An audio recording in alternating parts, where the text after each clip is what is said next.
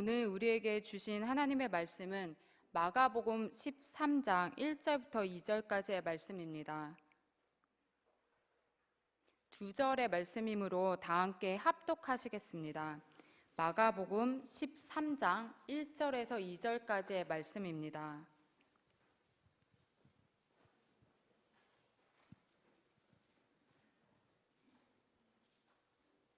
다 찾으셨으면 같이 읽겠습니다. 예수께서 성전에서 나가실 때에 제자 중 하나가 이르되 선생님이여 보소서, 이 돌들이 어떠하며 이 건물들이 어떠하니까. 예수께서 이르시되 내가 이 큰 건물들을 보느냐. 돌 하나도 돌 위에 남지 않고 다 무너뜨려지리라 하시니라. 아멘. 이것들을 증언하신 이가 이르시되 내가 진실로 속히 오리라 하시거늘 아멘. 주 예수여 오시옵소서. 아멘. 이 말씀을 보시면 요한계시록에 있는 제일 마지막 성경에 쓰여져 있는 말씀인데요. 예수님께서는 이 말씀을 통해서 우리에게 속히 오시겠다고 말씀하고 계십니다. 근데 이런 이제 말씀을 가지고 저희가 개그를 할 때도 있는데요. 예수님이 빨리 오셔야 되는데 오시지 않는 모습을 보면서 예수님이 그래도 내가 결혼하고 나서는 오셨으면 좋겠다. 지금 조금 더 살고 더 건강하고 또 더 부해지고 아파트도 한 채 가지고 좀 살다가 누리다가 오셨으면 좋겠다. 이런 생각을 아마 하실 때가 있을런지도 모르겠어요. 근데 주님께서는 우리에게 속히 오시겠다고 말씀하셨죠. 근데 그에 대한 반응으로 또 마지막 절에 보시면 아멘 주 예수 오시옵소서라고 주님을 격렬하게 환영하는 말씀으로 마지막을 얘기하고 있습니다. 오늘 말씀을 통해서 성도님들과 제가 함께 나누고자 하는 이 말씀이 우리의 삶으로 예수님의 진짜 재림을 기다리고 또 그것을 준비하는, 깨어서 하나님이 원하시는 뜻대로 준비하는 그런 시간이 되기를 소원합니다. 아멘. 사실은 제가 이제 종말에 대한 말씀, 재림과 예수님의 다시 오심에 대한 말씀을 준비하려고 하면서 이 본문을 정하고 또 제가 너무나도 종말을 괜히 건드렸나 하는 생각이 들 정도로 정말 어렵더라고요. 그러다가 진짜 오랫동안 계속 말씀을 준비하는 시간들을 갖다가 제가 사실 어제는 극도의 불안감에 휩싸여서 제가 휴가 됐으면 좋겠다라는 생각까지 해보게 됐었습니다. 네, 근데 제가 휴가되지 않고 이 자리에 설 수 있는 게 또 하나님의 어떤 뜻하심이 있다고 생각이 됩니다. 네, 이거는 농담으로 그냥 말씀드린 거였는데요. 네, 말씀 끝나면 휴거되는 그 심정이 저한테는 있을 것 같아요. 네, 기쁜 마음이 있을 것 같은데, 네, 오늘 말씀을 보시면 1절에서 예수님께서는 성전에서 나가는 장면에서부터 시작을 하고 계십니다. 성전은 우리가 떠올릴 때도 유대인들의 중심지와 같은 곳이었죠. 그래서 당시의 성전을 생각할 때 하나님이 거하시는 장소, 하나님이 함께 하시는 그 거룩한 곳으로 성전을 생각하고 있었습니다. 하지만 마가복음 11장에 보시면 예수님께서 그 성전 안으로 들어가셔서 물건을 팔고 장사하는 사람들의 그 상을 뒤엎는 화를 내시는 장면이 나타나고 있습니다. 또 이 당시에는 사실 예수님이 보실 때 이교도 신을 믿는 사람들이 함께 하나님과 그 이교도 신을 함께 숭배하는 장소로 성전이 점점 타락해가고 있었습니다.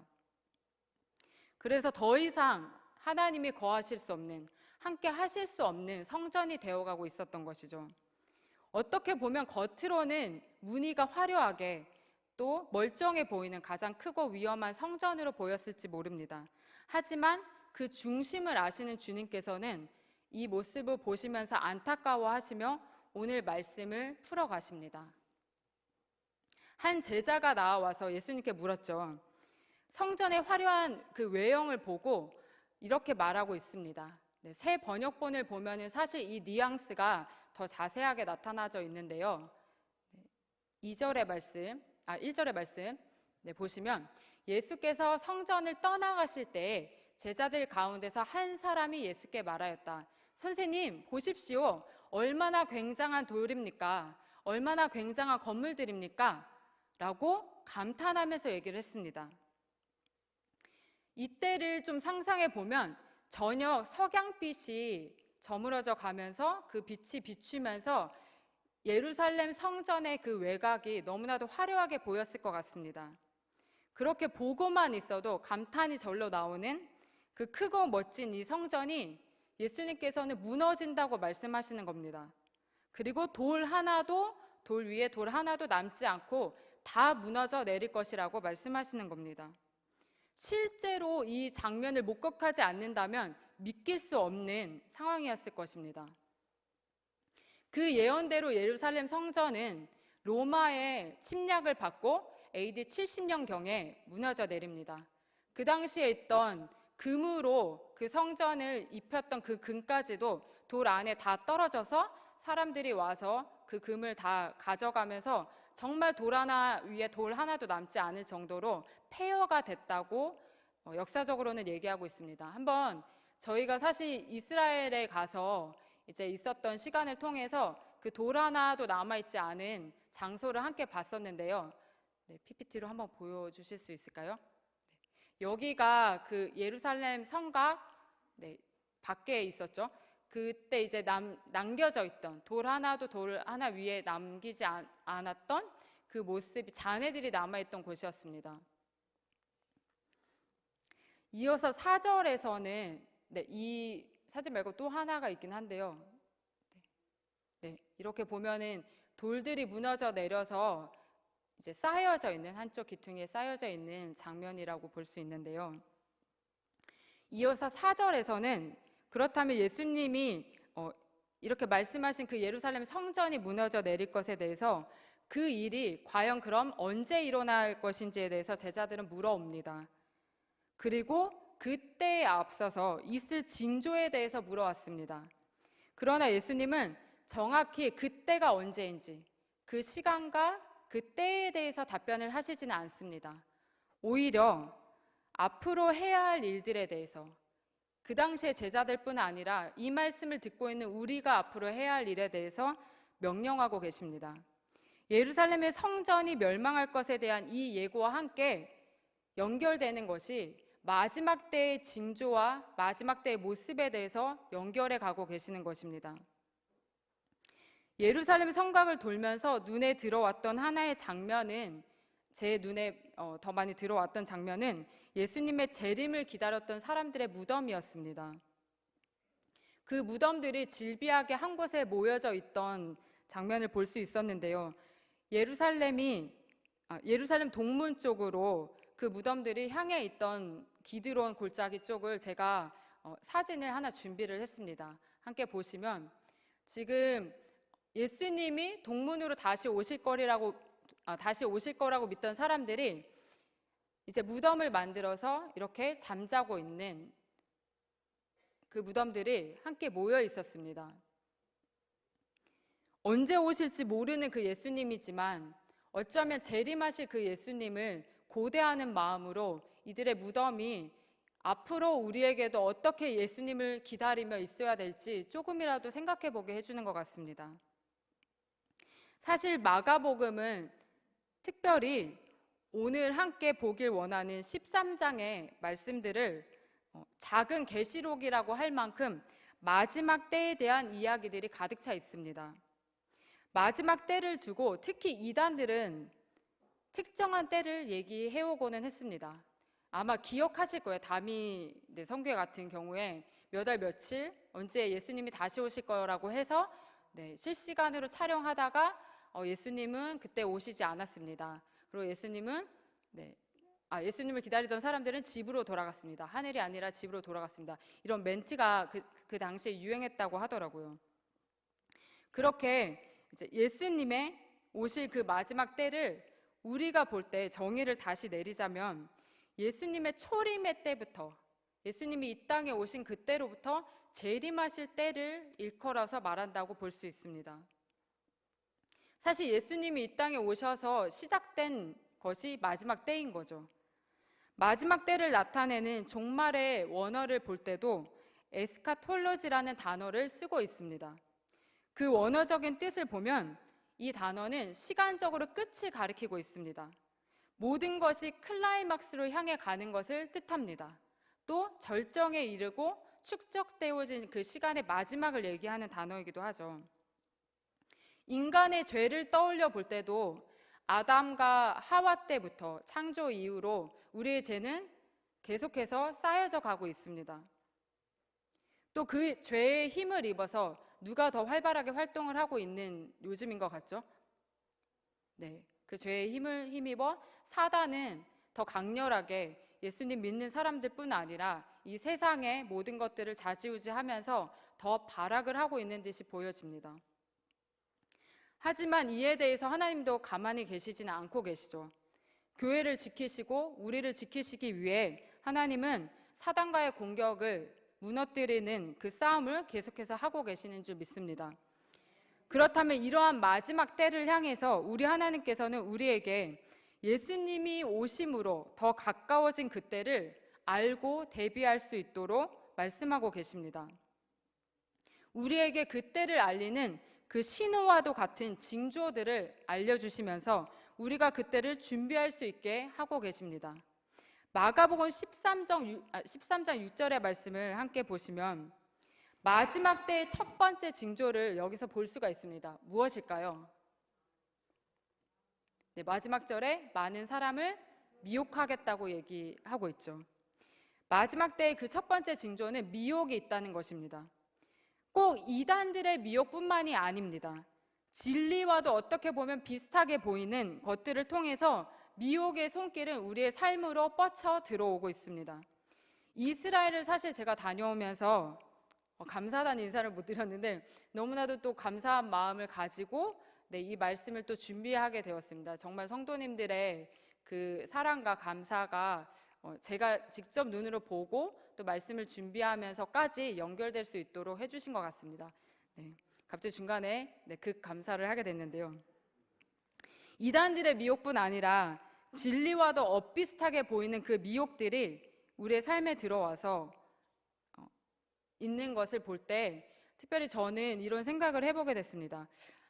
사실은 이스라엘에서 가장 이제 떠올리고 마음에 남게 되는 것 중에 하나가 유대교인들과 무슬림들에 대한 생각이었거든요. 어떻게 보면 가장 가까이 예수님을 알 수 있고 또 그 땅에 살아가고 있는 유대인들이었기 때문에 예수님을 찾을 수 있는 길이 많았을 거라고 생각이 됐는데 그 사람들의 삶과 그 사람들의 어떤 관습과 여러 가지로 예수님을 보지 못하고 있는 것들이 너무나도 안타깝게 여겨졌습니다. 그래서 이런 속담이 생각이 났습니다. 선무당이 사람을 잡는다고 조금 내가 알고 있다는 그것이 얼마나 하나님을 또 모르게 가리우고 있는지 생각을 해보게 됐습니다. 가장 가까이 예수님을 알 수 있는 그 기회의 땅에서 이들은 아직도 사단에게 가장 크게 미혹을 당하고 있다는 생각이 들었습니다. 그렇게 그들을 생각할 때는 그들 스스로 유대교인들이나 무슬림들이나 그들 스스로 이미 예수님을 안다고 생각할 것입니다. 그들의 그런 생각이 그렇게 또 예수님을 바라볼 수 없게 만들고 있는 거죠. 그래서 이스라엘 다녀오면서 저에게는 이 유대인들과 무슬림들을 어떻게 하면 그 비닐 같은 것이 벗겨져서 예수님을 진짜 메시아로 알고 구원자로 알 수 있을지 다시 한번 하나님의 긍휼을 구하는 그런 마음이 들곤 했습니다. 또 어쩌면 이런 미혹뿐 아니라 우리가 끊임없이 싸우고 있는 우리 사회에서도 볼 수가 있죠. 차별금지법에 대해서 그리스도인들이 너무나도 강력하게 계속 대응을 하고 있는 것을 알 것입니다. 세상은 인권을 강조하고 있습니다.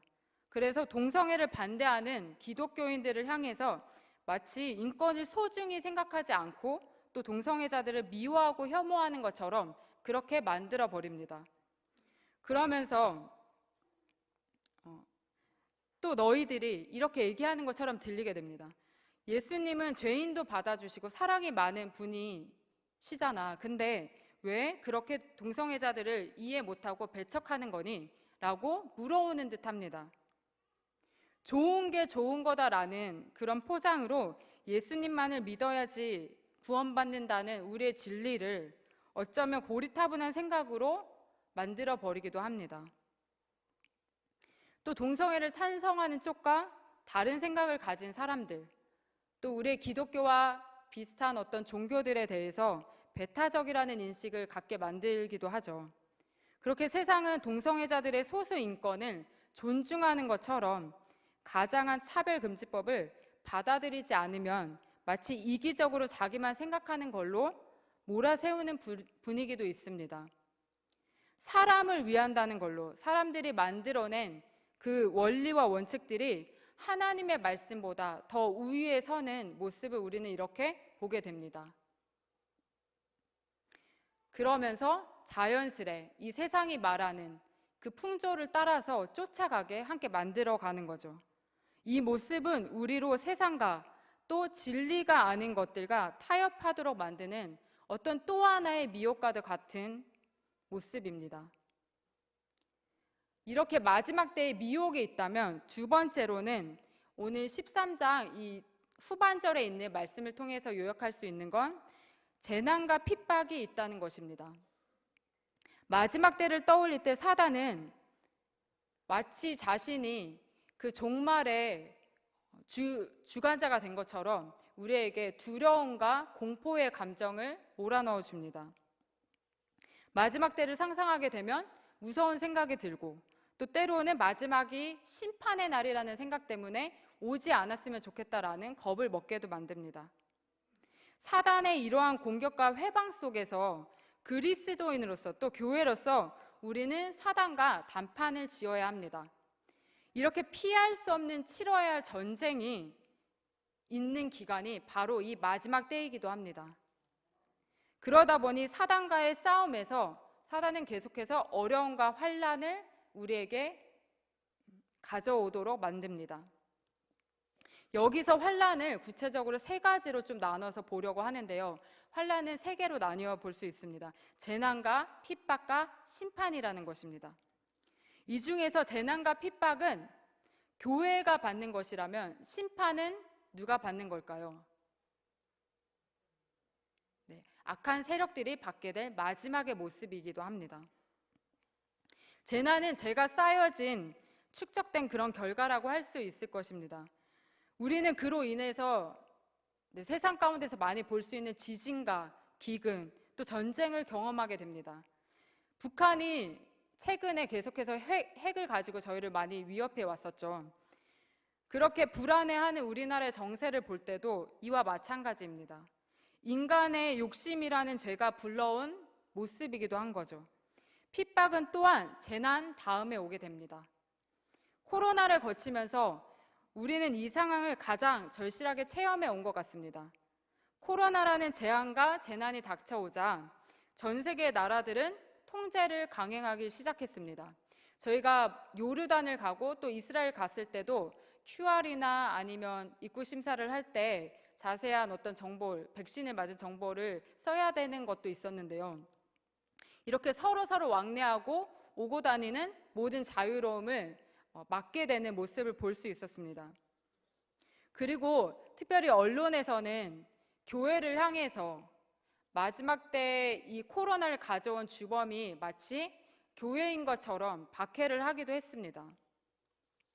어떻게 하면 교회를 흔들고 또 무너지게 만들 수 있는지 사단은 계속 이렇게 호시탐탐 우리를 노리고 교회를 핍박하는데 맹공격을 해오고 있습니다. 이러한 핍박이 어쩌면 마지막 때에 우리가 자연스럽게 감당해야 될 몫이기도 합니다.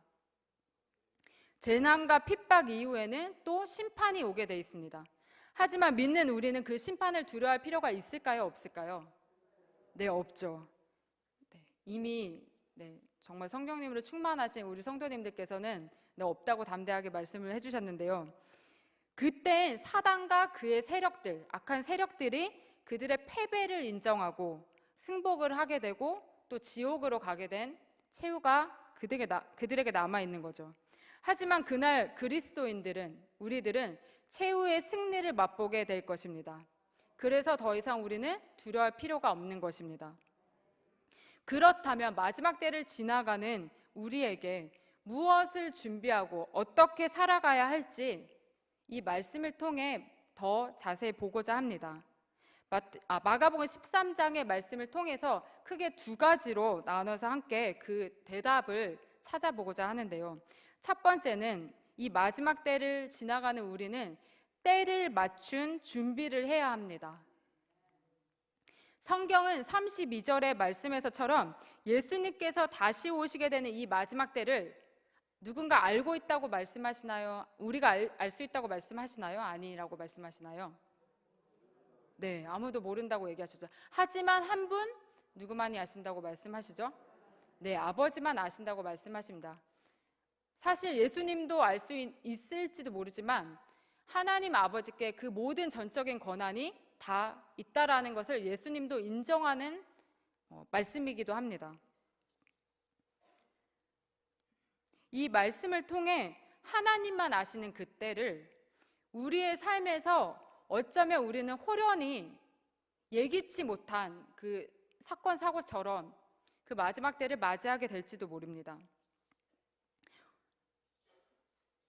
그 언젠가 정확히 예수님의 재림이 있을 그 날과 시각을 알지 못하는 것 때문에 그렇기에 성경은 우리에게 더 긴장하고 깨어 있으라고 말씀하고 계십니다.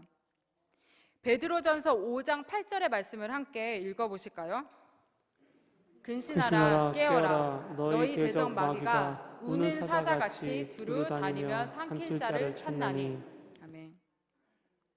이 말씀은 우리에게 근신하고 깨어 있으라고 하고 계십니다. 왜냐하면 우리의 대적 마귀가 우는 사자처럼 우리를 해하고 삼키기 위해 우리 앞에 우리가 보이지 않는 그 자리에 우리를 바라보고 우리에게 공격하기 위해 준비되어 있다는 거죠. 여기에서 나오는 깨어라의 이 원어적인 의미는 전쟁 중에 군사가 보초를 서는 것을 말합니다. 만약에 전쟁 중에 적의 공격을 대비해서 깨어 있어야 될 그 군사가 오락실에 가서 오락을 하고 있거나 아니면 잠을 자고 있거나 한다면 괜찮을까요? 네, 안 되겠죠. 9절에서도 말씀하고 있듯이 베드로전서 5장 9절에서도 너희는 믿음을 굳건하게 하여 그를 대적하라. 이는 세상에 있는 너희 형제들도 동일한 고난을 당하는 줄을 알미라 라고 말씀하십니다. 우리의 믿음을 굳건하게 하고 또 그를 대적해야 될 그 사명이 우리에게 있다는 것입니다. 코로나가 오게 된 것도 어쩌면 우리에게 호련히 찾아온 재앙이었습니다. 아무도 예상할 수 없이 갑자기 찾아와서 어떤 사람들에게는 믿음을 아예 놓아버리게끔 만드는 상황이었습니다. 사실 아무도 자신의 믿음이 이렇게 한순간에 약해진 채 허물어질 거라고는 상상하지 못했을 수도 있습니다. 그랬다면 더 적극적으로 대처를 하고 또 싸워 나갔을지도 모르겠죠. 이처럼 호련히 찾아오는 그 마지막 때의 일들에 대해서 우리는 깨어서 우리를 삼키려고 하는 그 존재에 대해서 함께 싸워 나가야 하는 것입니다. 싸워야 할 때 만약 싸우지 않는다면 어떻게 될까요? 그 결과는 뻔하겠죠. 우는 사자의 밥이 되고 마는 것입니다. 그 마지막 때가 언제일지 모르는 우리는 그렇다면 긴장만 해야 하는 걸까요? 우리의 예수님은, 우리 하나님은 그런 점에서 참 긍휼을 우리에게 베풀어 주십니다. 긴장만 할 것이 아니라 그때를 너희가 가늠하고 준비할 수 있다고 말씀하시는 겁니다.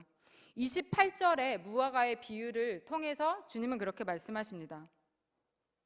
우리 주변에도 밖을 다니다 보면 제가 최근에 이제 초등부 선생님들 카톡방에서 단풍이 물든 이제 사진을 보면서 주변을 저는 그렇게까지 못 봤었는데 진짜 단풍이 이렇게 알록달록하게 물들어 있구나 라는 걸 다시 새삼 깨닫게 됐었거든요. 그리고 오늘 또 숲나에 있는 그 단풍이 얼마나 멋진지 사진 한 장을 공수를 할 수 있었는데요. 이 사진 한번 잠깐 보시면 담임 목사님의 반응, 담임 목사님이 원하시는 반응이 항상 이렇게 나오네요. 와 하고 우리 눈에 이렇게 여러 색깔들을 볼 때 진짜 그냥 초록색보다는 훨씬 아름답게 보이는 형형색색들에 또 감탄을 하게 됩니다. 가을이 왔으니까 이제는 여름 옷은 집어넣고 또 좀 더 두터운 가을 옷을 입어야겠구나 하고 우리는 당연히 생각하게 됩니다. 그런데 만약에 제철에 맞는 가을 옷이 아니라 여름 옷을 나는 몸매가 좋으니까 아니면 나는 여전히 빨래를 더 빨고 싶지 않으니까 하는 마음으로 계속 여름 옷만 입고 다닌다면 어떻게 될까요? 네, 감기에 걸리겠죠. 그리고 바로 약을 타서 또 병원 신세를 져야 될 수 있겠죠. 그런 것처럼 깨어있는 그리스도인들이라면 이때를 분별할 수 있는 눈을 가지고 시대를 분별해 나가야 되는 것입니다. 안 그러면 겪지 않아야 될 어려움을, 그 감기와 같은, 통증과 같은 그 어려움을 우리는 겪게 됩니다. 때를 보며 분별하는 하나님이 주시는 그 안목을 그렇게 우리는 가져야 됩니다. 그래서 그 안목을 가지고 또 보이는 현상, 이면에 있는 것들을 아까 예수님이 그 돌들을 보시며 이렇게 말씀하실 수 있었던 것처럼 그 중심과 그 이면에 있는 것들을 우리가 보게 되기를 소망합니다. 그래서 이렇게 생각하는 훈련이 우리에게 돼 있으면 너무나도 좋을 것 같은데요. 예수님이라면 이 지금 보여지는 이 현상과 모습을 어떻게 바라보실까? 성경적인 안목을 가지고 본다면 이것을 과연 우리는 어떻게 해석할 수 있는가? 하며 질문을 계속해서 던지는 것입니다. 그러면서 하나님의 뜻을 구해가는 것이죠. 둘째로 우리가 그때가 언제인지를 알지 못하기 때문에 긴장하고 또 분별하는 안목을 가져야 되는 것처럼 두 번째는 더불어 영성의 사람이 되는 것입니다. 마지막 때에도 흔들리지 않고 견고한 믿음 위에 서기 위해서는 우리는 18절의 말씀에서 그 비결을 알게 됩니다. 18절의 말씀을 보면 함께 읽겠습니다. 이 일이 겨울에 일어나지 않도록 기도하라. 네. 우리에게 당부하시는 말씀 어떻게 말씀하고 계시죠? 네, 기도하라고 말씀하십니다. 기도하면서 하나님의 은혜를 구하라는 말씀이십니다.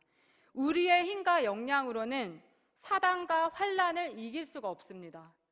그렇기에 또 앞으로 올 그 야베스 기도의 시간을 통해서 더 하나님의 뜻을 구하고 이 마지막 때를 보내가는 이 삶에서 우리가 어떻게 더 무장되어야 될지 하나님 앞에 그 힘을 구하고 그 능력을 구해야 될 줄 믿습니다. 그래서 그 기도의 시간을 통해 우리의 예배가 더 회복되고 또 교회를 하나님께서 지키시고 또 우리의 삶을 보호해 주시도록 우리는 계속해서 구해야 될 것입니다. 21절에서 23절을 함께 보시면 제가 읽겠습니다. 그때 어떤 사람이 너희에게 말하되 보라 그리스도가 여기 있다 보라 저기 있다 하여도 믿지 말라. 거짓 그리스도들과 거짓 선지자들이 일어나서 이적과 기사를 행하여 할 수만 있다면 택하신 자들을 미혹하려 하리라. 너희는 상가라 내가 모든 일을 너희에게 미리 말하였노라. 이 말씀을 통해서도 마지막 때에 아까 얘기했던 대표적인 특징 중 하나인 미혹이 있다고 계속 말씀하고 계시죠. 과연 우리를 혼미케 하고 미혹하는 그 상황에서 우리는 어떤 게 하나님으로부터 온 것이고 어떤 게 하나님으로부터 온 것이 아닌지를 구별해 갈 수 있어야 합니다. 그렇게 구분하기 위해서는 무엇이 기준이 될 수 있을까요? 네, 역시 또 답을 아시는데요. 우리의 상황을 들여다보면 더더욱 무엇이 참이고 거짓인지를 구분하지 못할 때가 진짜 많이 있죠. 세상에 있는 가짜 뉴스들이나 아니면 세상의 흉흉한 얘기들을 들을 때 우리가 기준 삼아야 될 것이 분명히 성경이라는 것, 하나님의 말씀이라는 것을 다시금 깨닫게 됩니다. 그리고 또한 성경뿐만 아니라 성령님과 함께 계속해서 매 순간을 동행하면서 살아갈 때 하나님은 우리에게 자연스럽게 마지막 때를 이겨갈 수 있게 힘을 주시는 줄 믿습니다. 히브리서 4장 12절의 말씀에서처럼 성경은 이렇게 살아있고 또 우리 안에 있는 속사람의 어떤 생각을 갖고 있는지를 찔러 쪼개기까지 한다고 말씀하십니다.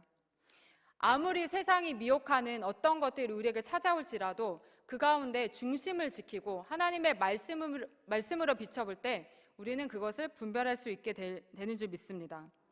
마태복음 16장 28절을 잠깐 보시면 이 말씀에서는 이렇게 말씀하십니다. 같이 한번 읽어보실까요? 진실로 너희에게 이르노니 여기 서 있는 사람 중에 죽기 전에 인자가 그 왕권을 가지고 오는 것을 볼 자들도 있느니라. 아멘. 네, 제가 얘기했던 징조들, 미혹과 또 여러 가지 재난과 핍박이 있을지라도 우리가 준비해야 될 자세인 그때를 알지 못하지만 주님을 붙들면서 그렇게 긴장하고 깨어 있을 때, 또 성경과 또 성령과 또 주님이 주신 그 말씀대로 살아갈 때 우리는 안전하다고 얘기했습니다. 근데 이 말씀을 보면은 좀 의아한 부분이 있습니다. 예수님께서는 당시의 제자들에게 예수님의 재림을 볼 것이라고 말씀하셨습니다. 그럼 예수님이 거짓말을 하신 거였을까요? 지금까지도 예수님이 오시지 않고 계시는 상황인데 어떻게 그러면 이 말씀을 해석할 수 있을까 아마 생각해 볼 수 있습니다. 실제로 이 당시 예수님께서 이 말씀을 하실 때 바울에게 있었던 그 시대, 바울의 시대와 또 요한까지의 그 시대를 통틀어서 예수님께서 전 세계 복음이 전해질 수 있도록 많은 사람들의 마음을 감동하시고 복음이 그렇게까지 퍼져갔습니다. 전 세계에 복음이 다 퍼졌다면은 예수님이 이미 오셨겠죠. 하지만 오시지 않은 이유는 단 하나, 예수님의 그 말씀, 복음이 아직까지 전 세계에 다 퍼뜨려지지 않았다는 것을 얘기합니다. 바로 교회가 복음을 땅끝까지 전하는 사명을 다 이루게 될 때 예수님은 다시 오실 수 있습니다. 이 예수님의 명령을 그렇기에 우리는 현재 마무리 지을 수 있는 시간을 보내가고 있습니다. 그리고 그 사명이 완전히 이루어지는 그날에 우리는 영광의 주님을 맞이할 줄 믿습니다. 디모데후서 4장 7절에서 8절의 말씀을 함께 읽어보실까요? 나는 선한 싸움을 싸우고 나의 달려갈 길을 마치고 믿음을 지켰으니 이제 후로는 나를 위하여 의의 면류관이 예비되었으므로 주곧 의로우신 재판장이 그날에 내게 주실 것이며 내게만 아니라 주의 나타나심을 사모하는 모든 자에게 되리라. 아멘. 여전히 하나님의 나라의 완성을 막아서려는 사단과의 싸움이 계속되고 있습니다.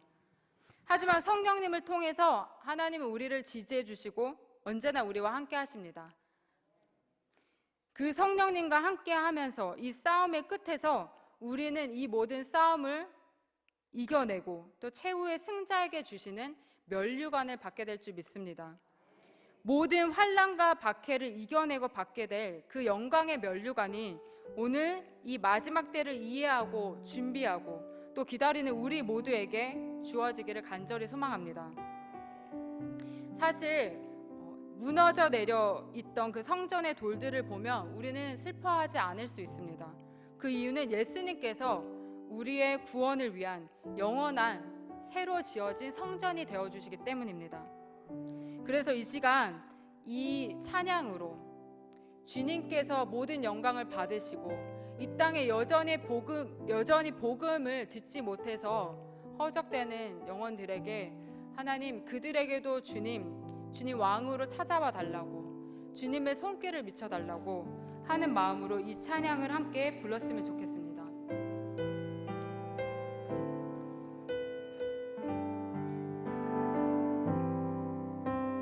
주님 큰 영광 받으소서 홀로 찬양 받으소서 모든 이름 위에 뛰어난 그 이름 온 땅과 하늘이 다 찬양해 겸손하게 우리 무릎 꿇고 주 이름 앞에 영광 돌리세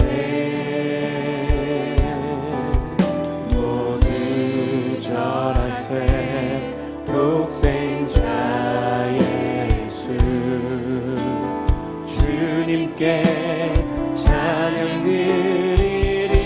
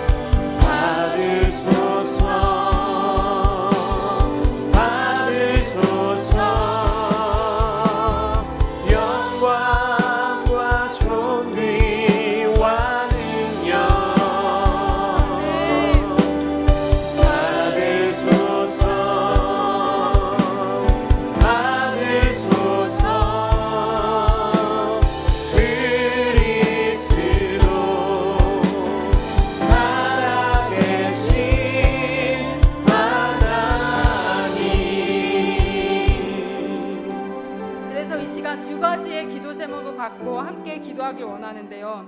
첫 번째는 마지막 때에 받게 될 환난과 핍박 속에서도 굳건한 믿음을 가지도록 주님 도와주세요 라고 고백했으면 좋겠습니다. 정말 부끄럽지 않게 주님께 갈 날을 준비하고 있기를 원합니다. 우리의 영혼이 잠들지 않게 하시고 언제든 오실 주님을 맞이할 수 있게 하옵소서. 긴장을 늦추지 않고 시대를 바로 분별할 수 있는 안목을 저희에게 주시옵소서.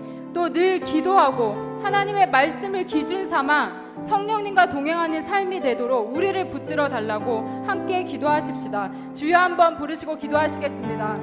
주여 모든 영광과 하나님 마지막 때를 살아가는 우리에게 하나님 말씀하시고 하나님 또 우리를 하나님 온전히 하는 주님의 지금까지 하나님 지키시며 하나님 안정하시며 하나님 모든 영광과 존귀와 능력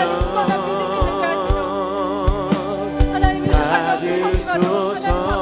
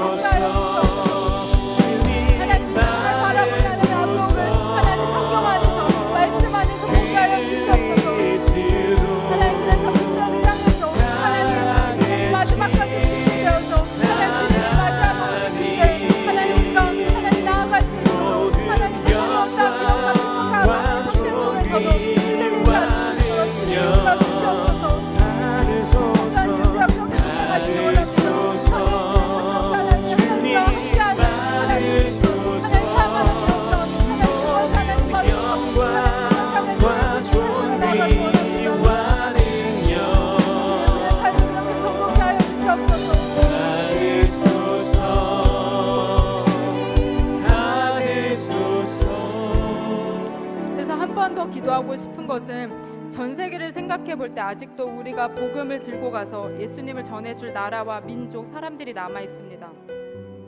주님은 그들을 우리에게 부탁하시고 맡기셨습니다.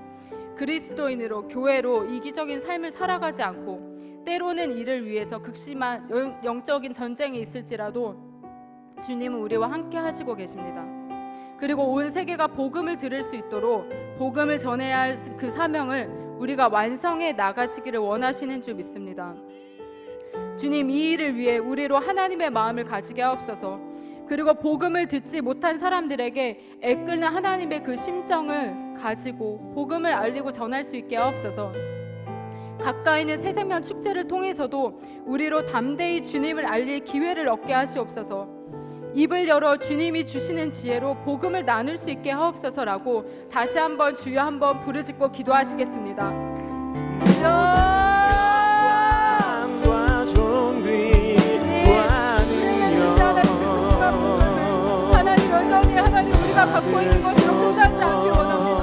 주님이 이 땅에 하나님 계시길 원하시는 하나님의 판단을 따라서 하나님 우리가 그렇게 하나님의 말씀 하나님의 입이 되어서 하나님 나아가길 원하시는 하나님 우리의 삶에 하나님 그렇게 복음을 전할 수 있는 기회를 주시고 하나님 감사합니다. 하나님 말할 수 있도록 하나님 시작되도록 주님의 지혜를 가지도록 하나님 우리와 함께하여 주시옵소서. 하나님 그래서 하나님 그 구령의 열정에 하나님 가지고 우리 안에 채워주고 하나님 이 땅이라는 생각하고 하나님의 성령이 하나님 우리를 통해 이루어질 것을 영광과 존귀와 여전히 하나님 주님을 볼수 없어서 하나님 세상 가운데 고통받고 있고 하나님 사랑의 그 영향력을 사람들 주님 불쌍히 여겨주시옵소서. 하나님 우리가 그 뜻을 떠서 하나님 그들이 앞에서 나아갈 수 있게 하시고 하나님 우리의 삶을 통해서도 하나님 그들 하나님 돕고 하나님 또 하나님 복음을 나눌 수 있도록 주님 우리를 통해서도 계속해서 하여 주시옵소서. 하나님 이 땅에 오셔서 하나님 복음을 하나님 알지 못하는 사람들이 될 것을 하나님 또 우리의 마음이 와닿게 하여 아들과 사랑을 보여주시옵소서. 우리에게 하나님 그 마음을 하나님 우리를 마음을 부어주시옵소서. 하나님 그래서 하나님 그 마음을 가지고 내 삶을 살아가게 하시고 하나님 좋은 복음을 전하는 데 있어서 하나님 그 하나님 마음을 내고 하나님 열정을 내고 하나님 우리의 하나님 그렇게 하나님 가질 수 있는 비밀을 하나님 얘기할 수 있는 것을 주시옵소서. 주님 원합니다. 하나님 그래서 마지막에 주님을 맞이하는 데 있어서 하나님 우리가 준비되어져서 하나님 신랑 되신 예수님을 온전히 하나님 받으시고 하나님 우리를 잡아서 주님을 살때 들어가기 원합니다. 하나님 그들을 향해서 하나님 믿음을 주시는 우리가 없어서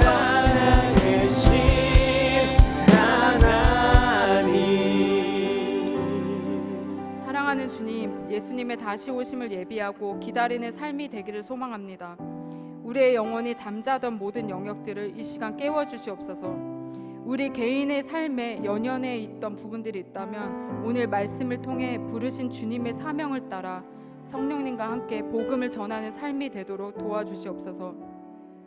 그래서 한 영혼이라도 더 주님을 알고 영원한 생명을 얻을 수 있도록 우리의 삶에 초점을 맞추고 주님과 함께하기를 원합니다. 기도하며 말씀 속에서 주님의 뜻을 알아감으로 우리의 영이 더 깨어나게 하셔서 매 순간 주님을 맞이할 준비를 하게 하옵소서. 우리로 이 소원을 이 시간 갖게 하시니 감사합니다. 다시 오셔서 우리로 영원한 나라로 이끌어 가실 예수님의 이름으로 기도드립니다. 아멘. 하늘에 계신 우리 아버지, 아버지의 이름을 거룩하게 하시며 아버지의 나라가 오게 하시며 아버지의 뜻이 하늘에서와 같이 땅에서도 이루어지게 하소서. 오늘 우리에게 일용할 양식을 주시고 우리가 우리에게 잘못한 사람을 용서하여 준 것 같이 우리 죄를 용서하여 주시고 우리를 시험에 빠지지 않게 하시고 악에서 구하소서. 나라와 권능과 영광이 영원히 아버지의 것입니다. 아멘.